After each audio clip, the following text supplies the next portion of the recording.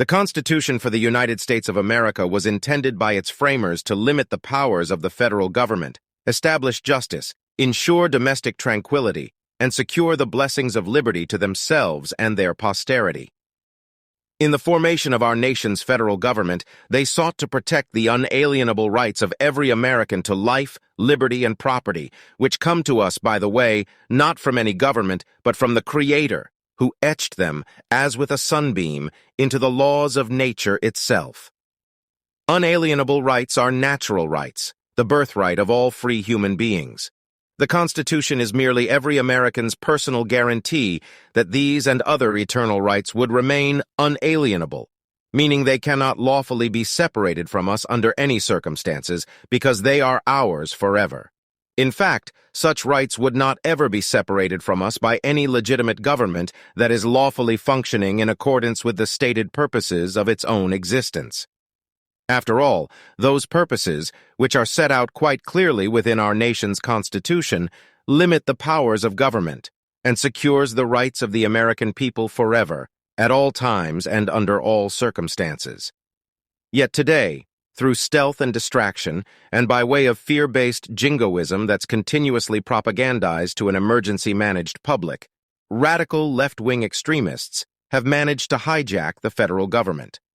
And now, knowing that Americans are increasingly becoming aware of their crimes, these traitors are working feverishly to ratchet up control over the people, openly subverting the Constitution, enacting laws, making rulings, signing treaties, issuing orders, and entering into international agreements that not only seek to undermine our most basic rights as Americans, but the sovereignty and independence of our nation as well. Nothing supersedes the Constitution or the political order it establishes for our nation. As with any written document, the Constitution means what it meant by the people who wrote it when they wrote it.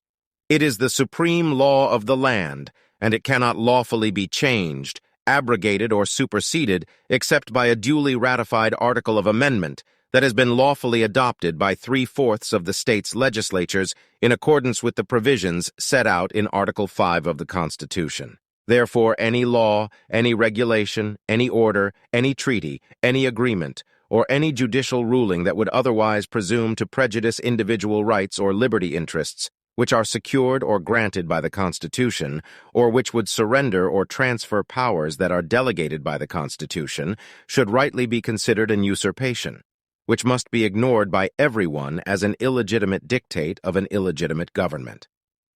Since the federal government has no lawful authority to act outside the enumerated powers set out for it in the Constitution, even during a so-called national emergency, whenever it does so, it acts unlawfully, without the consent of the American people.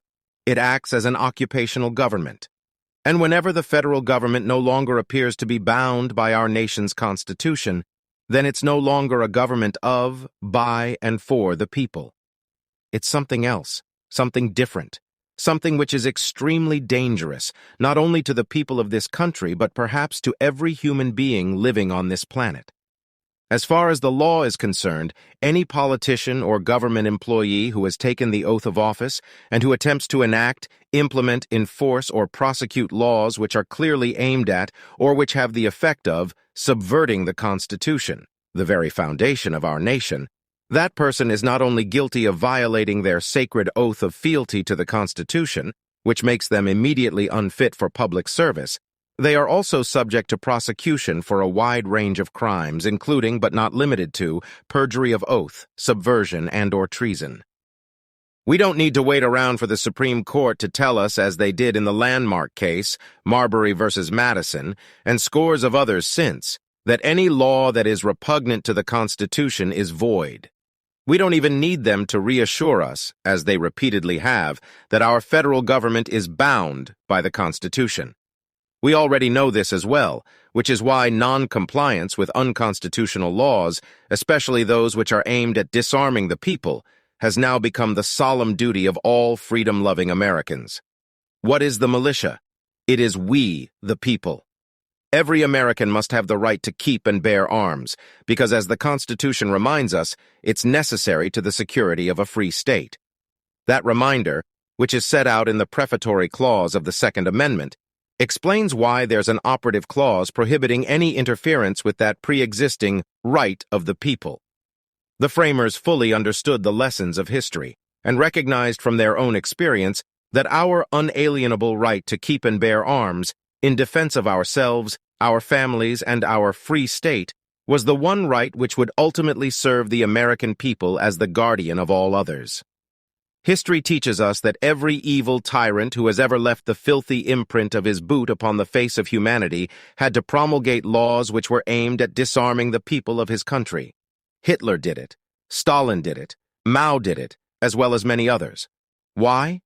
Because they all understood that it's impossible to enslave a well-armed population that's resolved to protect its freedoms. During the 20th century alone, over 260 million people were murdered by their own leftist governments. Not soldiers, mind you, but millions of innocent civilians. Men, women, and children whose only crime was not marching in lockstep with a despotic tyrant's warped ideologies. What we should all be talking more about these days is the need for the American people to launch independent criminal investigations into the subversive and un-American activities which have been going on within the federal government and other venues of misplaced power for decades now. Until that day comes, and it will, the several states must stand up to their crazy uncle by nullifying any and all unconstitutional laws or edicts which percolate out of the District of Columbia. For it is both the right and the duty of our state and local governments to secure the rights of its citizens whenever the federal government no longer appears to be bound by the Constitution. Any argument that federal laws supersede state or local laws that are aimed at nullifying unconstitutional federal laws is completely anorexic, since unconstitutional laws, by definition, were not made in pursuance of the Constitution to begin with, which is what application of the Supremacy Clause of the Constitution requires before any federal law can claim superiority over another. Very good examples of the several states asserting their power to nullify federal laws can be found throughout American history. Most notably, when many states nullified fugitive slave laws that the federal government enacted prior to the Civil War. Even today, more than 16 states have nullified federal laws that criminalize the possession, use, and sale of cannabis. Let me remind those of you out there in uniform who would dare enforce unconstitutional laws or who would carry out unconstitutional, unlawful orders in direct violation of your sacred oath to defend the Constitution that I didn't have a choice and I was just following orders were among the two most popular defenses offered by the Nazis at Nuremberg before each one was summarily hung. Let's not forget either that everything Hitler did in Germany was perfectly legal under German law, and that's exactly what every Nazi confidently assured anyone who would listen to him just before he swung from the gallows at the Palace of Justice. Even if you're not in uniform, if you took an oath to uphold and defend the Constitution, and it can be proven that you aided and abetted the radical leftist traitors who have seized control of our nation, you too might find yourself standing on a trapdoor when something like a Nuremberg II is convened. For not only have crimes of treason been committed at the highest levels of government and business, actual crimes against humanity have been committed by many of these criminals while they were acting under the color of law. Indeed, it seems that there is no evil which cannot be authorized by law these days. However, just because something has become the law and is now legal for the government to do, or illegal for an individual to do, doesn't make it lawful or just, which is a higher standard, one which a system like ours, one that's based upon the Constitution and its promise of liberty and justice for all, demands. You see, while legal fraud has become commonplace in America, lawful fraud is an impossibility. That's why no law or government regulation can ever be considered lawful or just if, in fact, it is repugnant to the Constitution or inimical to justice itself. To those of you who are still living in denial about what's happening in America, or who just want to go along to get along with the slow-motion coup d'etat over free humanity that we've been witnessing for the last 100-plus years, to all of the sheeple who don't have enough courage to draw your own personal line of freedom in the sand, I want you to know one thing. Those of you who passively accept and cooperate with evil are every bit as much to blame for its continued existence as those who perpetrate the evil. So go right ahead. Crouch down and kiss the heavy hand of totalitarianism that pats your head right now. History proves that it will one day crush you. To those of you who see what I see and feel as I feel, I invite you to stand with me and millions of others like us, patriotic Americans who believe in the founding principles of this nation and the vision of its fathers, people who are willing to risk their honor, their fortunes, and their very lives if necessary to secure the blessings of liberty that were promised to us, their posterity, in our nation's Constitution.